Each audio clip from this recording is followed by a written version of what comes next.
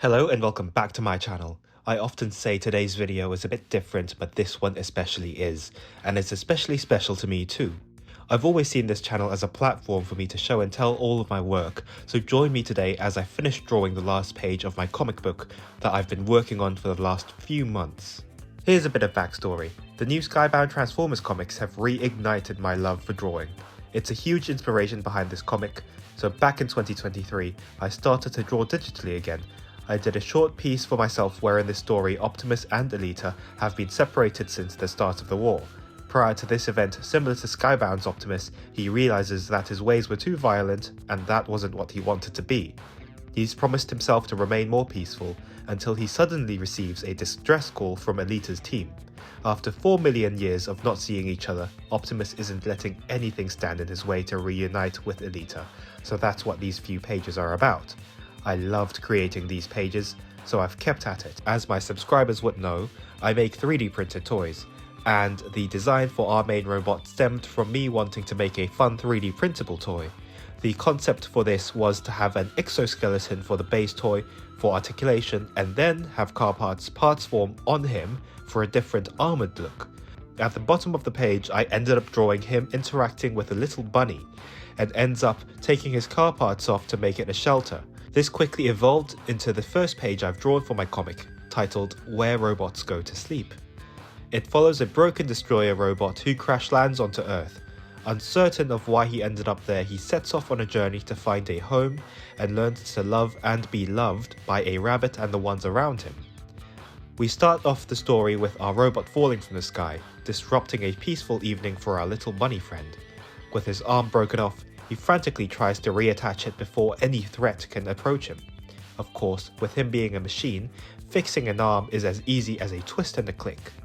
He fixes it swiftly and jumps out of his crater to investigate a rustling bush. Without thinking, our robot scans the bush for movement, takes aim and opens fire. Turns out it's our rabbit friend, who quickly and luckily jumps out of the way just in time. Our robot takes aim again, ready to fire. Just then, he realizes that the rabbit is not a threat and tells him to leave. Instead, the rabbit sniffs the robot, walks up to the large metal foot and gives it a lick, before turning away into a populated town, hence commencing the first issue of my comic titled Chapter 1, A Lick from a Rabbit. The robot later introduces himself as Neutralizer 2474, and he's nicknamed Newt for short. Back to the redrawing bit. Here you can see the first drawing of the exoskeleton of the robot. I've done a few Bumblebee-like poses and such, and for the longest time the car parts would have played a part in the story. Newt would have had to disguise himself from the townspeople and would curl up into a car. But the more I wrote, the more unnecessary this was. I kept on trying to justify this as a fun bit, but this wasn't necessary. The story would be the same whether or not Newt had car parts, so I scrapped the idea. I spent about 4 months working on this one issue, using every moment outside of work and putting it into this comic. It's something I'm really proud of. It is one of 5 issues and I think the other 4 would be shorter, and I'd be able to complete it in a quicker time frame since I found my rhythm in drawing. I've always wanted to tell stories. Truth be told, I graduated from film school from a practical filmmaking course. In my final term, I specialized in screenwriting and directing, and once we graduated, everyone I knew flew back to their home countries, and only a very small amount of people still work in film now. My biggest struggle in that aspect was expanding my portfolio without a circle of people around me, plus I've got no budget. That's why drawing this comic ended up so important to me.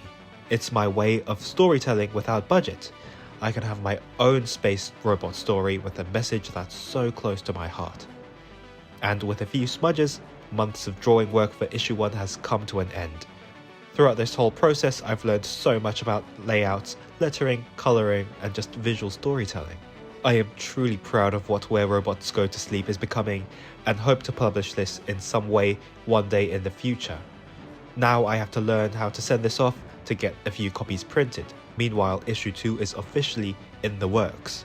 It is my goal to get this story complete. I'd love any advice on the best way to put this out there, as a PDF, and especially physical copies later on as well. Storytelling has always been what I wanted to do, and working on this project taught me there's more than one way to do it.